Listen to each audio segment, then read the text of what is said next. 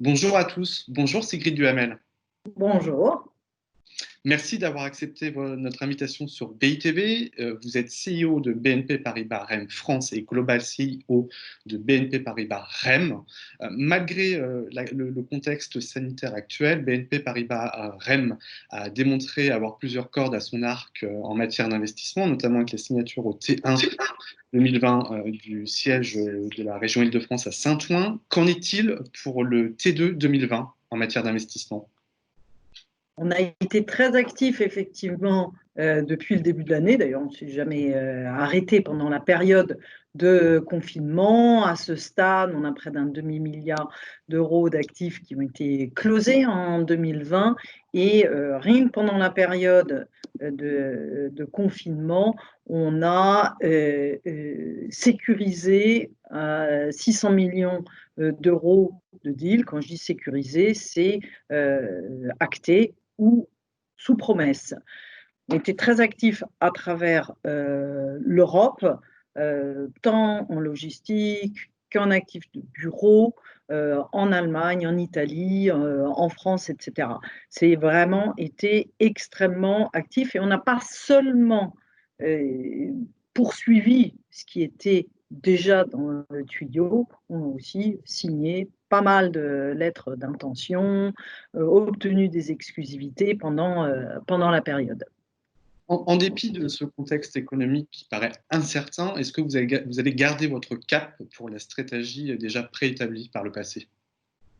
Notre stratégie est d'un investment manager complet, offrant tous les services à nos clients, authentiquement portés sur les sujets d'innovation et sur les sujets ESG, profondément européens et absolument concentrés pour nos clients institutionnels d'un côté et nos clients particuliers d'autre part. Donc notre stratégie n'a pas été altérée et elle est plus vraie que jamais. On s'appuie sur nos forces, celle d'être très proche du terrain, on s'appuie sur le fait qu'on fait partie d'un grand groupe solide et avec lequel on a accès à énormément de données, de recherches, etc.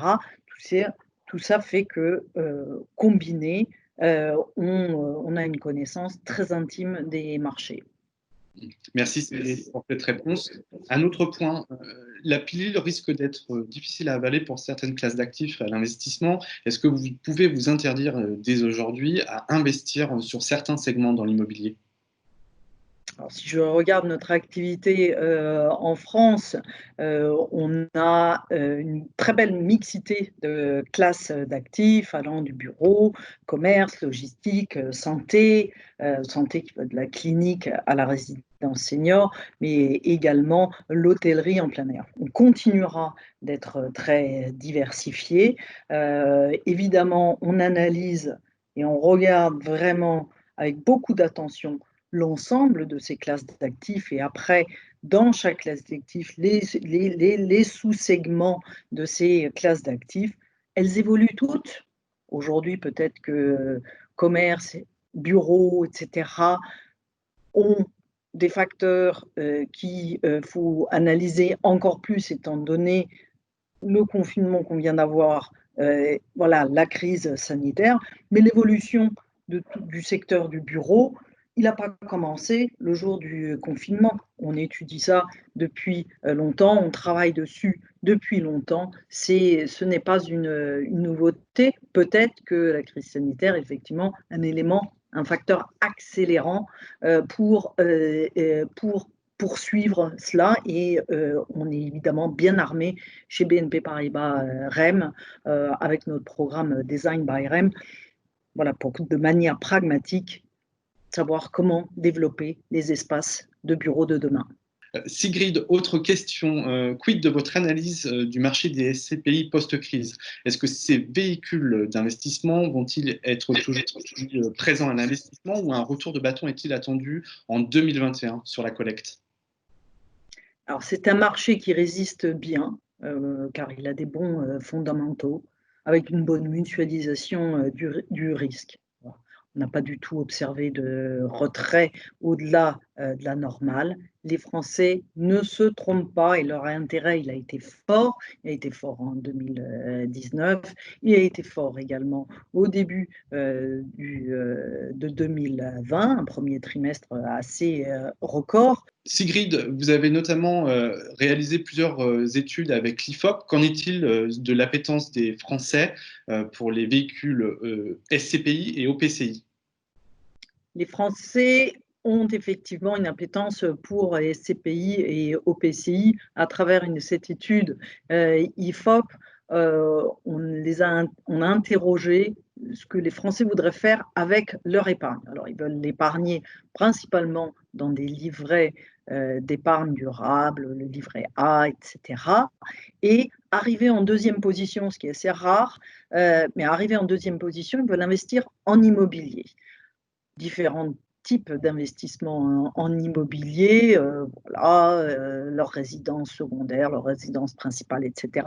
Mais 12% d'entre eux veulent investir en SCPI et en OPCI. Alors, c'était sur la catégorie de ceux qui voulaient investir en immobilier qui représentait 18% des placements de l'épargne. Donc, tout ça, ça se traduit par à peu près 800 000, 900 000 Français qui souhaitent investir dans ce type d'épargne. Sigrid, une dernière question. Est-ce que le rendement des SCPI risque de passer sous la barre des 4% en 2020, comme peuvent le prédire plusieurs années plus? Alors, la question de la distribution, étant donné le contexte, est tout à fait légitime. Alors, il n'y a pas de barre. Il y a un rendement en fonction du risque qui est pris.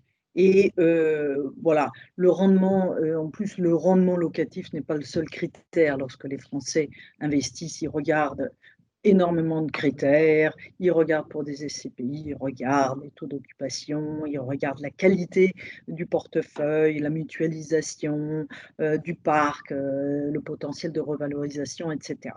Donc, ils regardent énormément de choses dans leur choix d'une SCPI. Alors, pendant cette période, effectivement, du deuxième trimestre de 2020, voilà, qu'il n'y ait pas certaines rentrées de loyers,